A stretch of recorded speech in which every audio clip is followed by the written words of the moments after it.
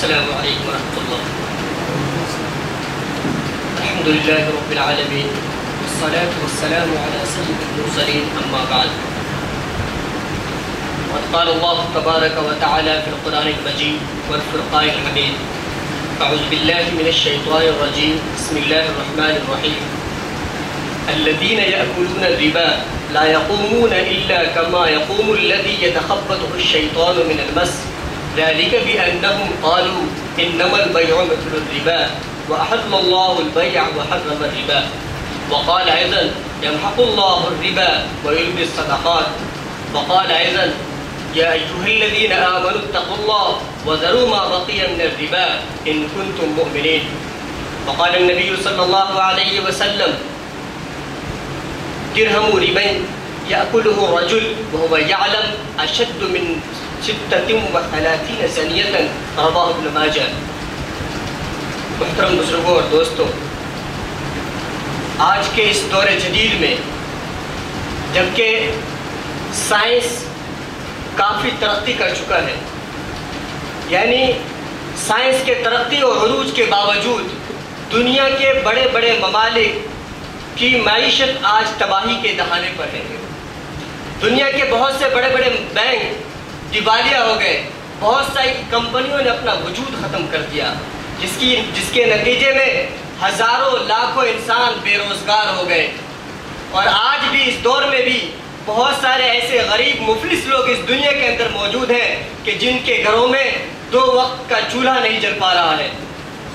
غربت و مفلسی کی وجہ سے خودکشیاں عام ہو رہی ہیں. آخر اس کی وجہ کیا ہے؟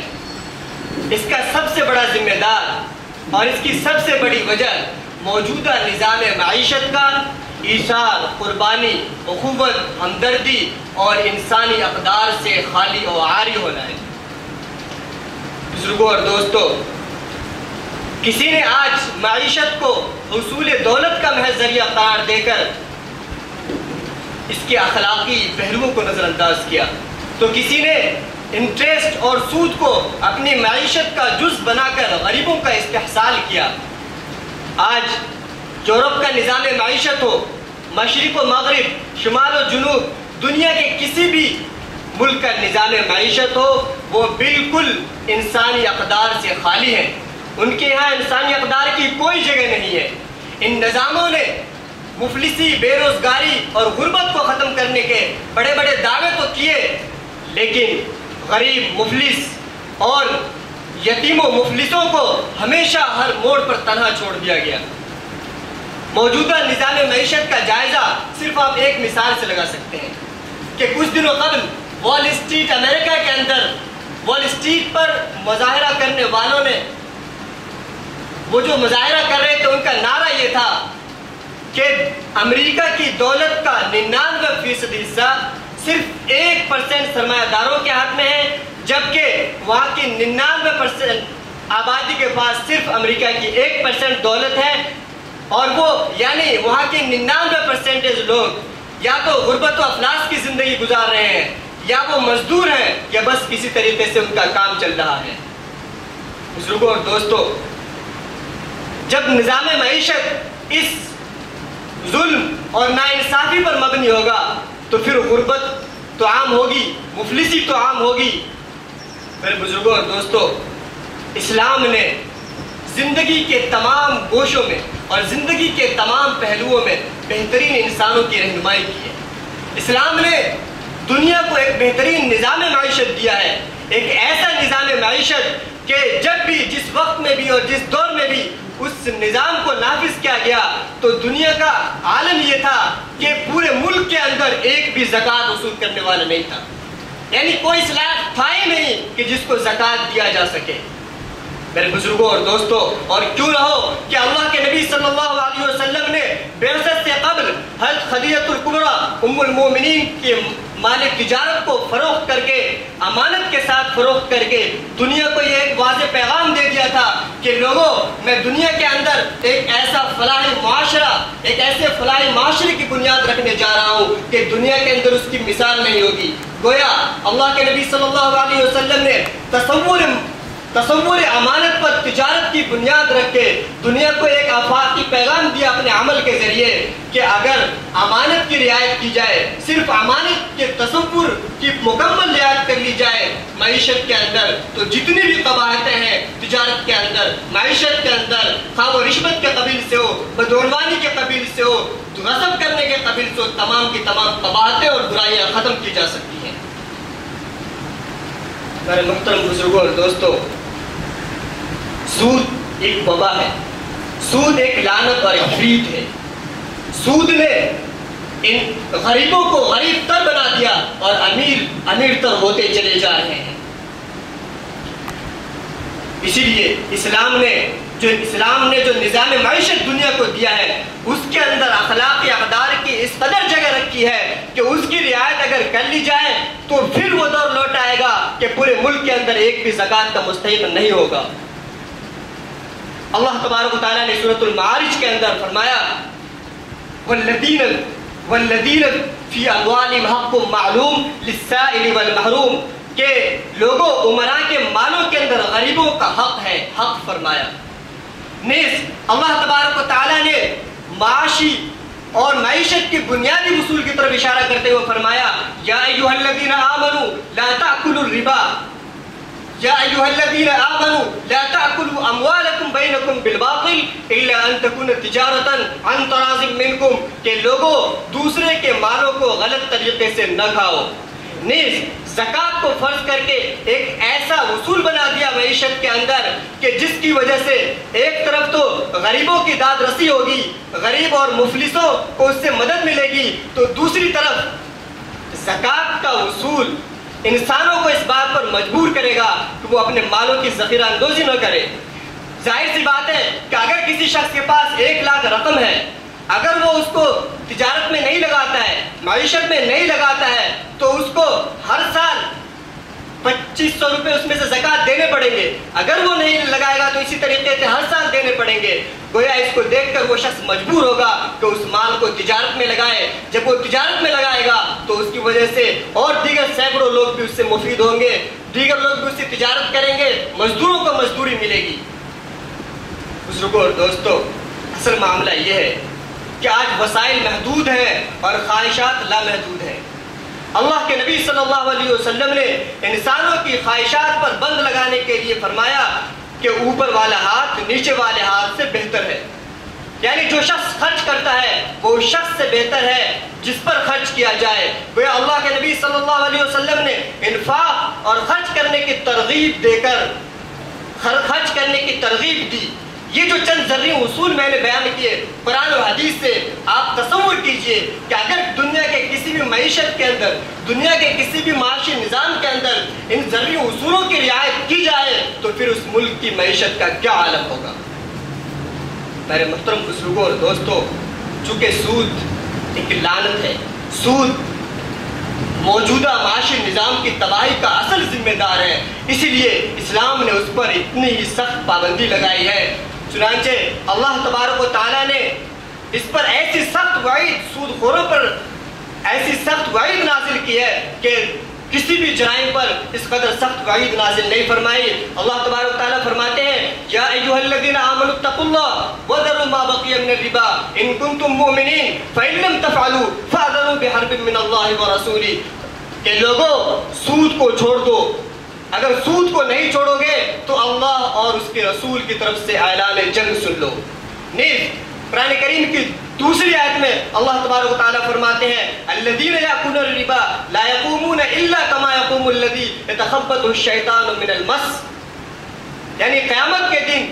قبر سے اس طریقے سے وہ اٹھائے جائیں گے گویا شیطان نے اس کو چھو کر خرتی بنا دیا ہو، باولا بنا دیا گیا ہو۔ اور ایک بات ذہن نشین رکھیں کہ شریعت کی سزاؤں اور عمل کے درمیان کچھ نہ کچھ مناسبت ضرور ہوتی ہے، کچھ نہ کچھ مناسبت ضرور ہوتی ہے۔ سود خور کو جو یہ سزا دی جا رہی ہے کہ قبر سے اس حال میں وہ اٹھے گا گویا وہ خدتی اور باولا ہو، اس کی مناسبت یہ ہے کہ جس طریقے سے وہ زندگی کے اندر وہ مدہوش تھا، بے ہوش تھا، اسے کبھی غریبوں پر رحم نہیں آیا، اسے کسی کی شرم مانے نہیں ہوئی، سود کھانے میں گویا وہ زندگی کے اندر مدہوش تھا، اسی لیے اللہ تبارک و تعالیٰ اس کو قبر سے بھی مدہوش اور بے ہوش بنا کر اٹھائیں گے۔ جیسا کہ ایک دوسری حدیث شریف کے اندر اللہ کے نبی صلی اللہ علیہ وسلم نے فرمایا کہ خواب کے اندر دو شخص آئے، کہ خواب کے اندر دو شخص آئے اور مجھے لے گئے بیت المقدس کے پاس سے گزار کر ایک ایسی جگہ لے گئے جہاں پر ایک خون کی ندی تھی۔ خون کی ندی کے کنارے ایک شخص بڑا پتھر لے کر کھڑا تھا اور ایک دوسرا شخص اس ندی کے اندر، خون کی ندی کے اندر قسم پرسی کی حالت میں مبتلا تھا۔ وہ پریشان تھا، وہ بارہا کنارے پر آنا چاہتا تھا اور نکلنا چاہتا تھا، لیکن جب جو ہی وہ کنارے آتا تھا وہ شخص جو پتھر لے کے کھڑا تھا اس کے سر پہ مارتا تھا اور اس کو دوبارہ دھکیل کر اندر کر دیتا تھا۔ بتلانا یہ ہے کہ اللہ تبارک و تعالیٰ نے خون کی سزا آخر کیوں دی؟ اس لیے دی کہ جس طریقے سے وہ غریبوں کی غربت اور مفلسوں کی مفلسی سے فائدہ اٹھا کر غریبوں کا خون چوسا کرتا تھا، اس لیے اللہ تبارک و تعالیٰ نے خون کی سزا دی۔ اس ایک دوسری حدیث شریف کے اندر ہے کہ قیامت کے دن جو سود خور ہوں گے ان کے پیٹ اللہ تبارک تعالیٰ اتنے بڑے بنا دیں گے جیسے رہائشی مکانات ہو، اور اس میں سانپ کیڑے اتنے بڑے بڑے ہوں گے کہ وہ نظر آئیں گے، ان کے پیٹ ٹرانسپیرنٹ ہوں گے، نظر آئیں گے سب کچھ۔ وہ کیوں؟ اس لیے کہ جس طریقے سے وہ اس دنیا کے اندر غریبوں کی غربت سے فائدہ اٹھا کر ان کے مال کھا کر کافی فربا نظر آتا تھا اور کافی عیش میں نظر آتا تھا، تو اللہ تبارک و تعالیٰ دکھا رہے ہیں کہ یہ ہے عیش۔ نیز اللہ تبارک و تعالیٰ کی دوسری آیت کے اندر فرماتے ہیں یمحق اللہ الربا ویربی الصدقات، کہ جو شخص سود کھاتا ہے اللہ تبارک و تعالیٰ اس پر محاق لاتے ہیں، اس پر بے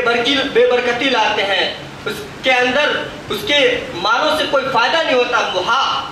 محاق اس کی زندگی پر لاتے ہیں، محاق اس کے مالوں پر لاتے ہیں، محاق اس کی راحت پہ لاتے ہیں، محاق اس کی عزت پہ لاتے ہیں۔ محاق یعنی گھٹانا، یعنی کسی چیز سے کچھ بھی فائدہ نہ ہونا۔ آخرت کے اعتبار سے تو ظاہر ہے کہ سود خوروں کو اس کے مال سے آخرت میں کوئی فائدہ نہیں پہنچنے والا ہے، اس نے جتنا بھی مال خرچ کیا ہو سودی کمایا ہوا اس سے کوئی فائدہ نہیں ہونے والا ہے اس کو۔ اور دنیاوی اعتبار سے اگر آپ دیکھیں تو ظاہر ہے کہ دنیا کے اندر بہت سے بڑے بڑے کروڑ پتی خاص کر سود اور قمار کے بازاروں میں منٹوں کے اندر دیوالیہ ہو گئے، مفلس بن گئے۔ اللہ تبارک تعالیٰ نے دکھا دیا یمحق اللہ الربا ویربی الصدقات۔ نیز اللہ تبارک و تعالیٰ نے اس دنیا کے اندر بھی بہت ساری مثالیں اور بہت سارے طریقوں سے دکھلا دیا۔ معنوی اعتبار سے اگر آپ دیکھیں تو انسان کے مالوں پر محاق کس طریقے سے آتا ہے کہ ایک جگہ جس جگہ اس کو 1 لاکھ روپے خرچ کرنے کی ضرورت تھی، اللہ تبارک تعالیٰ ایسے ذرائع پیدا کر دیں گے کہ اس کو 10 لاکھ روپے وہاں پر خرچ کرنے پڑیں گے، کبھی اس کو رشوت دینے کی ضرورت پڑے گی، کبھی اور دوسری طریقے سے مال خرچ کرنے کی ضرورت پڑے گی۔ کوئی اللہ تبارک تعالیٰ ایسا مرض اس پر اس کے خاندان والوں پر ڈال دیں گے کہ بلا وجہ اس کو سینکڑوں ہزاروں روپے خرچ کرنے پڑیں گے۔ یہ تو ان کے مال پر محاق ہے، اور محاق ان کی راحت پر یہ بھی ظاہر ہے کہ مال کی لالچ اور حرص میں اس قدر وہ مبتلا رہتا ہے کہ اسے کبھی چین نہیں آتا، اسے نیند نہیں آتی، بے خوابی کا شکار رہتا ہے ہر وقت پوری زندگی۔ نیز عزت پہ بھی محاق کہ جس طریقے سے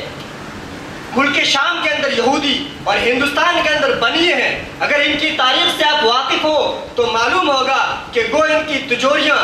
سونے چاندی اور جواہرات سے بھری پڑی ہو، لیکن معاشرے کے اندر ان کی کوئی عزت نہیں ہوتی، بلکہ چونکہ یہ لوگ سخت دل اور بے رحم ہوتے ہیں لوگوں کو لوٹنے کی وجہ سے، جس کی وجہ سے لوگوں کے دلوں میں ان کے تئیں انتہائی سخت گھن نفرت پیدا ہو جاتی ہے۔ اور آپ کو معلوم ہوگا کہ اسی نفرت یعنی محنت اور سرمایہ کی جنگ جو وجود میں آئی، اسی نفرتوں اور بغض کا وہ نتیجہ تھی۔ اجتماعیت اور اشتراکیت کے جو نظریے دنیا میں پیدا ہوئے اسی بغض و نفرت کے نتیجے میں، کمیونزم کی تخریب کاریاں اسی بغض کے نتیجے میں، بغض و نفرت کے نتیجے میں وجود میں آئے، جس کی وجہ سے پوری دنیا جنگ و جدال اور قتل و قتال کی جہنم بن کر رہ گئی تھی۔ میرے محترم بزرگوں اور دوستوں، یہ تو مادی نقصانات تھے، اخروی نقصانات بھی بے حد ہے۔ اللہ کے نبی صلی اللہ علیہ وسلم نے ایک حدیث شریف کے اندر 4 لوگوں پر لعنت فرمائی جو سود میں مبتلا ہو، سود کھانے والے پر بھی اور سود کھلانے والے پر بھی لعنت فرمائی، سود کو لکھنے والے پر بھی لعنت فرمائی، اور سود کے جو گواہ ہو ان پر بھی اللہ کے نبی صلی اللہ علیہ وسلم نے سخت لعنت فرمائی۔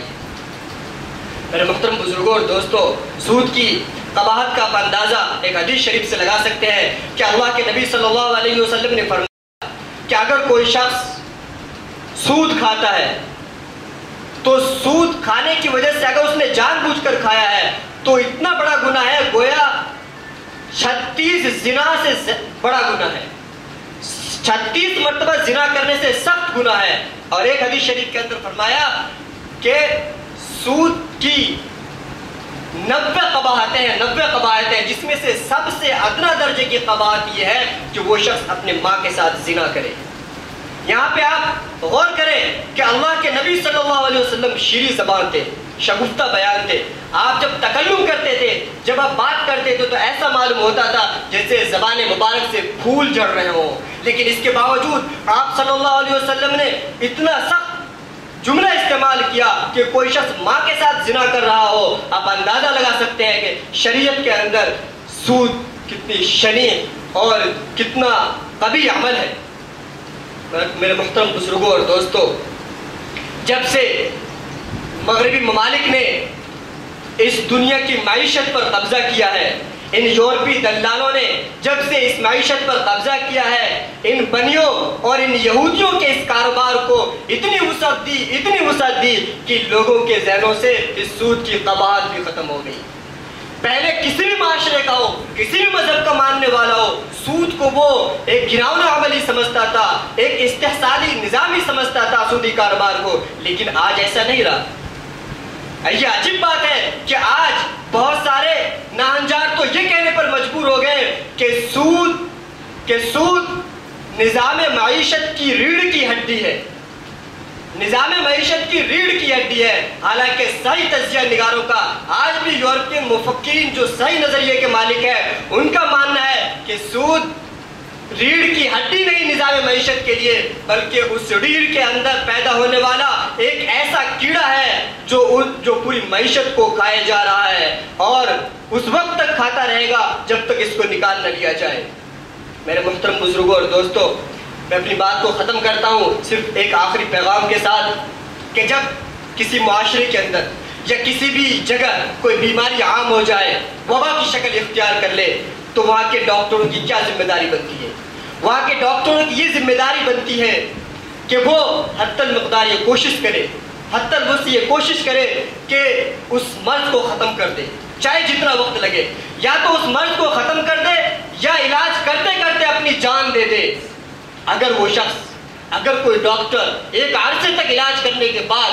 حالات سے مایوس ہو کر یہ کہہ دیتا ہے کہ میرے بس کی بات نہیں، تو وہ شخص انسانیت کا قاتل اور سب سے بڑا مجرم ہے۔ وہ شخص انسانیت کا قاتل اور سب سے بڑا مجرم ہے۔ یہی حال جس طریقے سے اس ڈاکٹر کی حیثیت اس معاشرے کے اندر ہے جہاں پر بیماری عام ہو، وہی حیثیت آج امت مسلمہ کی اس اقوام عالم کے اندر ہے، جس کو اللہ تبارک و تعالیٰ نے خیر امت اور پوری دنیا کے اندر پوری دنیا کی بھلائی کے لیے مبعوث کیا ہے۔ اس لیے اس موجودہ نظام معیشت کو سود کی لعنت سے پاک کرنے کی ہماری ہر شخص کی ذمہ داری بنتی ہے۔ الحمدللہ اسلامک بینکنگ کے نام سے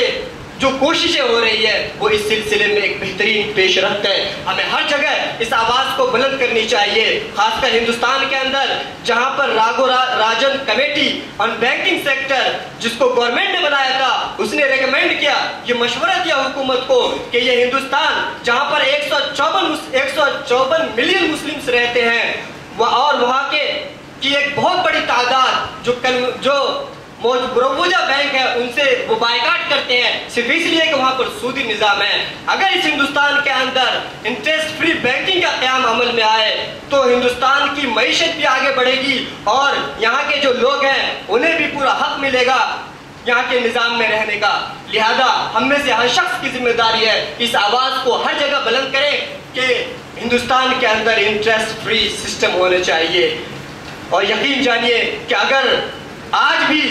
کسی بھی ملک کے اندر اسلامی نظام معیشت کا نفاذ ہوتا ہے تو پھر وہی دور آئے گا کہ انشاءاللہ پورے ملک کے اندر کوئی زکوٰۃ لینے والا نہیں ہوگا۔ میں انہی چند باتوں کے ساتھ اپنی بات ختم کرتا ہوں۔ وآخر دعوانا الحمدللہ رب العالمین۔